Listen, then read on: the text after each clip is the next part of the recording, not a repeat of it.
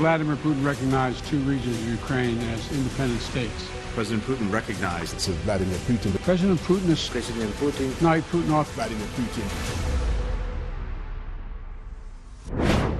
Vladimir Putin, जिन्होंने Soviet संघ के विघटन के बाद रूस को महाशक्ति बनाया।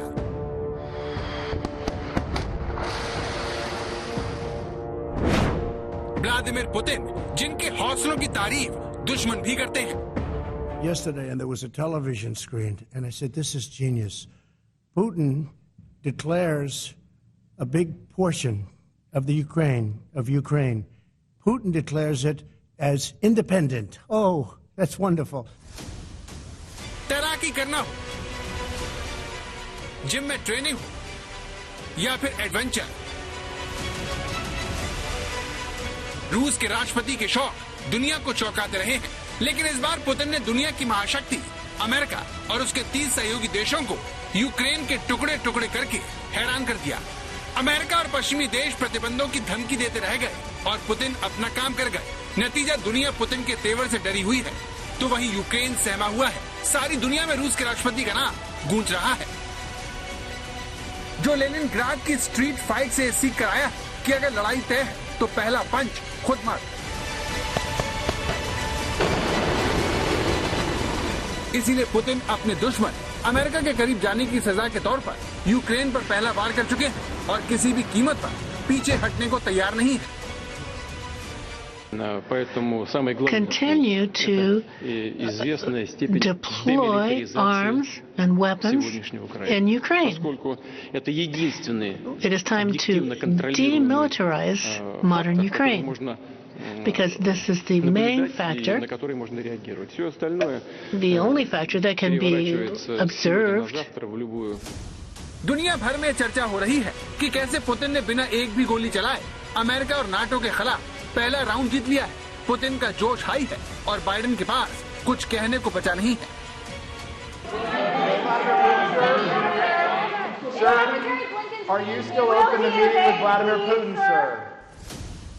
कुल मिलाकर कहानी यह है कि पुतिन ने जहां अपना देश थामा हुआ है, वहीं अमेरिका और उसके दोस्तों की नाक में दम कर दिया है। सवाल यह है कि रूस की राजनीति हो या फिर अंतर्राष्ट्रीय कूटनीति, दोनों ही स्तरों पर व्लादिमीर पुतिन एक सफल खिलाड़ी कैसे हैं? पुतिन को देखकर लगता है कि वो नतीजों की परवाह किए बिना एक के बाद एक बड़े फैसले लेते हैं, लेकिन सवाल यह है कि पुतिन ऐसे क्यों है? 1991 में सोवियत संघ का बिखर जाना, पश्चिमी देशों का रूस के प्रति बुरा बर्ताव रूस के राष्ट्रपति व्लादिमीर पुतिन को खलता है और रह रहकर उनके मन में टीस भी उठती है। वो इतिहास को एक बार फिर बदल देना चाहते हैं। वो चाहते हैं कि यूक्रेन एक बार फिर रूस का हिस्सा बन जाए। रूस और यूक्रेन के बीच जो पुराने संबंध हैं वो एक बार फिर से स्थापित हो जाए। लेकिन समस्या यही है कि उनकी ये चाह विश्व को एक बार फिर महायुद्ध की दहलीज पर लाकर खड़ा कर सकती है। 2018 में एक पत्रकार ने पुतिन से पूछा, आप अपने देश के इतिहास में किस घटनाक्रम को पलट देना पसंद करेंगे? व्लादिमीर पुतिन ने फौरन कहा, the collapse of the Soviet union. Putin कई मौकों पर कह चुके हैं कि अगर वो कर सकते तो सोवियत संघ के विघटन की कहानी को उलट कर रख देते। तो क्या यूक्रेन को लेकर वर्तमान विवाद पुतिन के इसी इरादे का हिस्सा है? जानकार इसका जवाब हाँ में देते हैं। 1917 की क्रांति के बाद 1922 में सोवियत संघ की स्थापना हुई और सोवियत संघ का हमेशा से प्रयास यह था कि चाहे वो ज्ञान विज्ञान की बात हो, सैन्य शक्ति की बात हो, सामरिक क्षमता की बात हो, वो विश्व में अव्वल रहे और यही प्रयास लगातार चलता भी रहा। अगर आप पहले बात करें तो 1957 में पहला उपग्रह मानव निर्मित वो स्पुतनिक सोवियत संघ ने ही अंतरिक्ष में भेजा। यूरी गागारिन ने पहली बार उड़ान भरी अंतरिक्ष में। और व्लादिमीर पुतिन जो रूस के राष्ट्रपति हैं, उनका प्रयास यही है कि रूस एक बार वही उसी तरह की सैन्य और सामरिक शक्ति के रूप में उभर कर आए। लेकिन अक्टूबर 1952 में जन्मे व्लादिमीर पुतिन ने 39 साल की उम्र में अपने देश सोवियत संघ को 15 देशों में बंटते देखा। 25 दिसंबर 1991 को सोवियत संघ के आखिरी नेता मिखाइल गोर्बाचोव के नेतृत्व में यूएसएसआर की कहानी अतीत के पन्नों में दर्ज हो गई। 25 दिसंबर 1991 की शाम 7:32 पर रूसी राष्ट्रपति के निवास स्थान क्रेमलिन से कम्युनिस्ट वर्चस्व का परचम हसिया हथौड़ा वाला लाल झंडा उतार दिया गया और इसकी जगह रूस का झंडा लहरा दिया गया। एजेंट पुतिन इस विघटन के मुंह गवाह थे। पुतिन तब अपने देश के लिए विदेशों में बतौर जासूस के तौर पर काम कर रहे थे। यूएसएसआर की कहानी खत्म होने के बाद पुतिन को अपने देश लौटना पड़ा। देश महंगाई और अराजकता की चपेट में था। 20वीं सदी का आखिरी दशक, दुनिया प्रतीक्षा कर रही थी एक नई दुनिया की, नई उम्मीदों के साथ।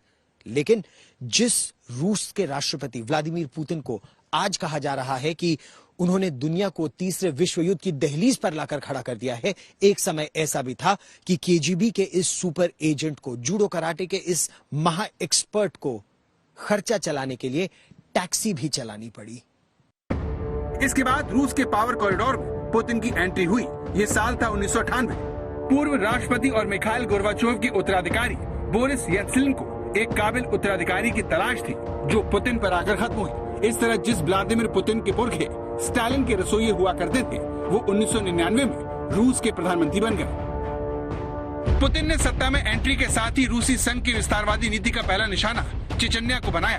चेचन्या पूर्वी यूरोप के कॉकस क्षेत्र के उत्तरी भाग में भले ही आज रूस का हिस्सा हो, लेकिन 1991 में चेचन्या ने सोवियत रूस के विघटन के साथ ही आजादी की मुनादी कर दी थी।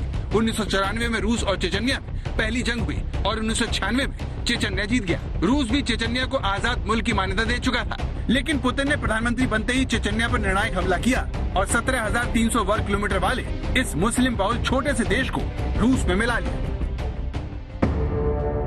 चेचन्या की जीत के बाद पुतिन रूस में लोकप्रिय हो गए। 31 दिसंबर 1999 को येल्त्सिन ने अचानक अपने इस्तीफे की घोषणा कर दी। दुनिया 21वीं सदी में आई। इसके साथ ही रूस की राजनीति भी पुतिन के युग में प्रवेश कर गई। मार्च 2000 में पुतिन 53% वोटों के साथ पहली बार रूस के राष्ट्रपति बन गए।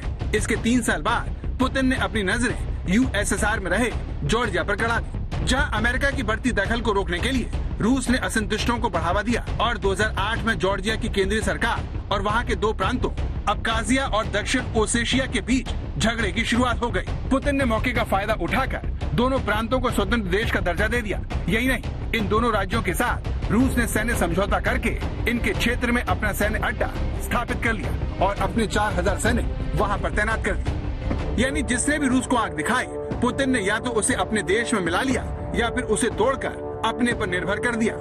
यूक्रेन में पुतिन एक बार फिर अपने इसी फॉर्मूले को कामयाबी के साथ दोहराकर रूस की ताकत का लोहा मनवा रहे हैं। पुतिन ने अमेरिका को अनएक्सपेक्टेडली बैकफुट पे ला दिया है। पुतिन ने 2 साउथ ईस्टर्न प्रोविंसेस जो थे यूक्रेन के, उनमें उनको स्वतंत्र घोषित करके, उनको संप्रभु घोषित करके और उनकी मान्यता दे करके एकदम से यूएसए को और नेटो को बैकफुट पे ला दिया। अब पुतिन 20 साल से मॉस्को के, रशिया के नेता हैं, 20 साल से क्रेमलिन में हैं। अब अमेरिका के अंदर अभी प्रेसिडेंट बाइडेन का ये दूसरा साल है। उन्होंने सिर्फ जनवरी 2021 में शपथ ग्रहण की। तो अब कौन कितना कमजोर बैठेगा ये तो वक्त ही बता पाएगा। 1991 में जब सोवियत संघ का विघटन हुआ, तब उसके 15 टुकड़े हुए थे। जो हालात थे उसे देखते हुए रूस का भविष्य अंधकार में था, लेकिन पुतिन ने सब कुछ बदल दिया। आज भले ही रूस बड़ी आर्थिक ताकत ना हो, लेकिन फिर भी वो अमेरिका को सीधे टक्कर दे रहा है। खार्किव यूक्रेन से गौरव सावंत, आज तक।